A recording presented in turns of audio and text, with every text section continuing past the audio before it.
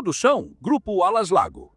Já parou para pensar como os aviões reduzem a velocidade em pleno voo? Nem sempre ir mais rápido é o ideal. Durante a aproximação de uma pista, por exemplo, a redução da velocidade é essencial. Embora existam diversos sistemas de frenagem, um dos mais comuns é o uso dos freios aerodinâmicos. Esses dispositivos, acionados pelos pilotos, aumentam o arrasto do avião, diminuindo sua velocidade de forma eficiente e segura. Na análise de hoje, vamos desvendar 5 curiosidades intrigantes que ajudam a entender as razões por trás da redução de velocidade dos aviões. Um tema crucial para a segurança e a eficiência das operações aéreas. Número 1. Velocidades superiores. A busca por velocidade tornou-se a força motriz no desenvolvimento da aviação. Avanços tecnológicos ditaram tendências, e a rapidez dos aviões passou a ser o símbolo do progresso. Nos anos que se seguiram, surgiram modelos ainda mais velozes, como o Boeing 727 e o Tupolev Tu-154, capazes de alcançar velocidades de cruzeiro de cerca de 960 km por hora. No início da década de 1960, a corrida continuava em ritmo acelerado. O Convair 990, por exemplo, ultrapassava os 1.000 km por hora, um feito que parecia impensável apenas 10 anos antes. Nesse período, a Douglas elevou a competição ao testar um de seus modelos DC-8 a uma velocidade ligeiramente superior à do Mach 1, rompendo uma barreira histórica durante os voos experimentais. Porém, romper o Mach 1 não era o limite, era apenas o início. À medida que a tecnologia avançava, os narizes pontudos das aeronaves comerciais começaram a quebrar a barreira do som. Aviões como o Concorde e o Tupolev Tu-144 facilmente atingiam Mach 2 ou mais, alcançando velocidades superiores a 2.200 km por hora. Ainda assim, para empresas como a Boeing, o Mach 2 não era o bastante. A ambição por mais velocidade levou à exploração de tecnologias ainda mais avançadas, marcando uma era de ousadia e inovação na aviação comercial. A velocidade não era apenas um objetivo, era a expressão máxima de um sonho que buscava redefinir os limites do possível. Parecia não haver limites para a corrida tecnológica que, nas ideias de meados do século XX, prometia um futuro brilhante no século XXI. Imaginávamos um mundo onde bônus de companhias aéreas seriam usados para comprar passagens não apenas para Nova York, mas até para a Lua. Contudo, algo deu errado. A tão sonhada era supersônica nunca se consolidou. A majestade dos aviões, supersônicos como o Concorde, foi inegável, mas veio acompanhada de um impacto ambiental devastador e de custos insustentáveis para as companhias aéreas. O barulho ensurdecedor incomodava os moradores das cidades, e os motores de pós-combustão consumiam tanto combustível que as passagens se tornaram proibitivamente caras. Esses jatos, que deveriam simbolizar o futuro, não conseguiram se tornar acessíveis para o público geral. Número 2. A arte de desacelerar. Uma das etapas mais desafiadoras na curva de aprendizado de um piloto ao passar de aeronaves leves para jatos comerciais é dominar a arte de desacelerar. Durante o voo de cruzeiro, a aeronave acumula uma quantidade significativa de energia cinética e potencial, devido à sua velocidade elevada e à altitude em que opera. Reduzir essa energia de maneira segura exige um planejamento cuidadoso e uma atenção meticulosa aos detalhes. Uma mudança visível quando um avião transita de voo nivelado para a descida é a diminuição da potência dos motores. Dependendo da altitude e velocidade de voo, os motores geralmente operam entre 60% e 80% de sua capacidade máxima de empuxo. Para iniciar a descida e reduzir a velocidade, é necessário pouco ou nenhum empuxo, a não ser que a trajetória de descida seja extremamente suave. A primeira sensação que os passageiros têm de que o avião está começando a descer é a diminuição da potência do motor. Embora isso não signifique necessariamente que a aeronave está desacelerando.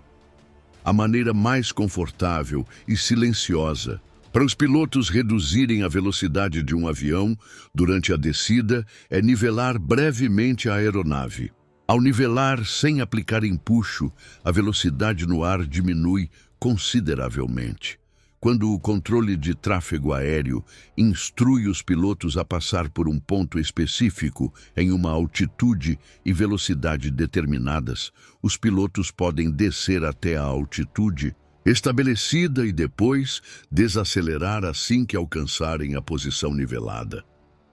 Os pilotos também podem optar por usar os freios de velocidade, que são acionados por uma alavanca no pedestal de controle.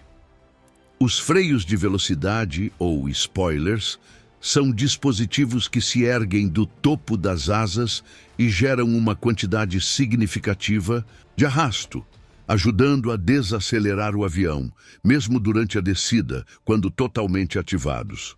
Para garantir um voo mais suave e silencioso para os passageiros, os pilotos preferem evitar o uso da configuração máxima dos freios de velocidade.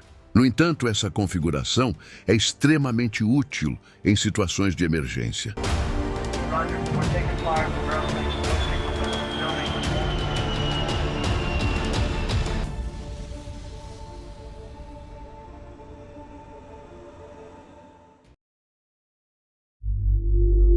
Número 3. Sistemas incrivelmente sofisticados. O Boeing 787 Dreamliner alcança uma velocidade de 900 e 930 km por hora. Embora não impressione com números extremos, é indiscutivelmente uma das aeronaves mais avançadas da era moderna, representando um marco tecnológico dos Estados Unidos. Com a mesma velocidade de cruzeiro de Mach 0,85, vale a pena comparar também o Airbus A350XWB, uma verdadeira maravilha da engenharia europeia. Isso nos leva a uma questão lógica. Por que, afinal, os aviões estão perdendo velocidade? Muitos costumam responder a essa pergunta sugerindo que as pessoas de hoje são ingênuas, ou que as companhias aéreas são movidas pela ganância, ou até mesmo que os engenheiros esqueceram como construir bons aviões. Essa teoria, apesar de interessante, não responde totalmente à questão. A realidade é mais complexa. Os aviões modernos são sistemas incrivelmente sofisticados e os projetistas devem equilibrar uma infinidade de especificações, algumas das quais podem favorecer um desempenho mais eficiente em vez de uma velocidade superior. Os engenheiros estão, de fato, reduzindo a velocidade de voo intencionalmente. A resposta é simples. Sim, mas agora vamos entender o porquê. Para ilustrar essa mudança, vamos comparar dois aviões. Um veterano da indústria, o Boeing 727, e seu sucessor moderno, o Boeing 737 MAX. Deixando de lado a polêmica dos acidentes envolvendo o 737 MAX, vamos focar na questão da velocidade. O Boeing 727, lançado na década de 1960, é um exemplo típico de sua geração, com características como asas enflechadas, cauda em T e 3 motores.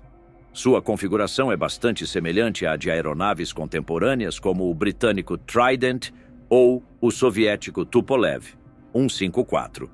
Já o Boeing 737 MAX, criado recentemente, representa a nova geração da família 737, incorporando as melhores soluções e tecnologias disponíveis pela Boeing para um avião de corredor único.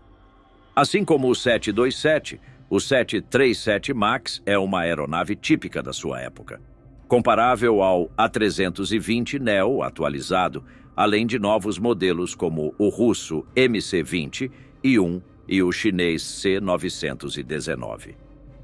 Número 4. Resistência natural. Os freios aerodinâmicos são superfícies de controle projetadas para reduzir a velocidade dos aviões durante o voo. Quando acionados, essas superfícies aumentam o arrasto, uma força aerodinâmica que, se opõem ao movimento da aeronave. O arrasto é uma resistência natural enfrentada por todos os aviões durante o voo. Para manter a sustentação e continuar voando, os aviões devem superar essa força. Caso contrário, eles simplesmente cairiam.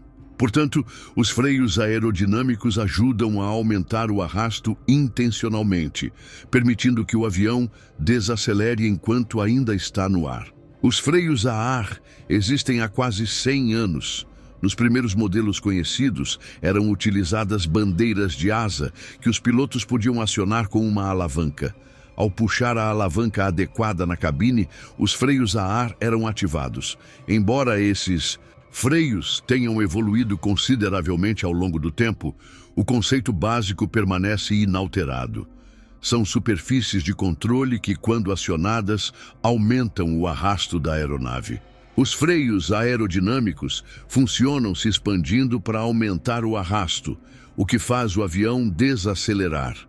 São superfícies de controle de voo semelhantes aos spoilers, localizados principalmente nas asas. A maioria das aeronaves possui pelo menos um freio aerodinâmico em cada asa. Quando ativados, os freios aerodinâmicos se estendem verticalmente, o que altera as propriedades aerodinâmicas das asas. Essa expansão ocupa espaço acima e ou abaixo das asas, tornando-as menos eficientes aerodinamicamente e, consequentemente, expondo o avião a um maior arrasto. Embora os freios aerodinâmicos também impactem a sustentação, eles são projetados para desacelerar a aeronave, enquanto minimizam o efeito sobre a sustentação. Ao aumentar o arrasto, os freios ajudam a reduzir a velocidade do avião, enquanto mantém a sustentação necessária para continuar o voo. Número 5. Resistência aerodinâmica. O Boeing 727 e o Boeing 737 MAX 7 ocupam mercados semelhantes, ambos sendo aviões de médio alcance com capacidade para cerca de 170 a 190 passageiros, dependendo da configuração dos assentos. Em teoria, esses dois aviões deveriam ter um design similar, mas na prática a aparência deles é bem diferente. O primeiro ponto a ser destacado é o design das fuselagens. Embora as larguras das cabines sejam muito semelhantes, a Boeing, para otimizar custos no desenvolvimento, utilizou designs semelhantes em vários aspectos de suas aeronaves. No entanto, os comprimentos das fuselagens e suas capacidades variam. O 727-200 é a maior versão do 727, enquanto o 737 MAX 7 é a versão menor da família 737. A capacidade dos modelos maiores da família 737 pode chegar a 230 passageiros. E o maior tamanho dessas aeronaves naturalmente aumenta a resistência aerodinâmica. Para compensar, ao reduzir ligeiramente a velocidade, a resistência e o nível de ruído na cabine podem ser minimizados, proporcionando uma experiência mais confortável para os passageiros. Além disso, o aspecto mais notável de ambos os modelos é a asa, que apresenta diferenças significativas entre eles. Roger, that's over. I'm getting it over.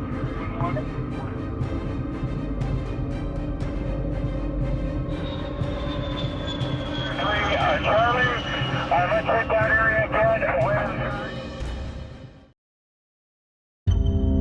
A asa do Boeing 727 é maior e tem uma envergadura superior, o que permitiu ao avião atingir velocidades mais altas. Em comparação, os modelos modernos, como o 737 MAX, têm uma varredura de asa mais baixa, uma solução que também resulta em uma redução da velocidade de voo. Contudo, o voo não se resume apenas à parte emocionante que ocorre acima das nuvens, mas também inclui decolagens e pousos. As asas não são projetadas para bater recordes de velocidade durante o cruzeiro, que é onde elas realmente se destacam, abaixo das nuvens e perto dos aeroportos. A varredura mais baixa da asa do 737 MAX significa que ele possui uma velocidade de cruzeiro mais baixa e, como resultado, oferece melhor desempenho nas decolagens e pousos em comparação com seu avô, o 727. O 737 MAX também é mais fácil de pilotar, permitindo que voe com menos impulso do motor. Isso não só melhora a eficiência do combustível, mas também reduz significativamente as emissões de ruído. Um voto muito importante para as cidades próximas aos aeroportos.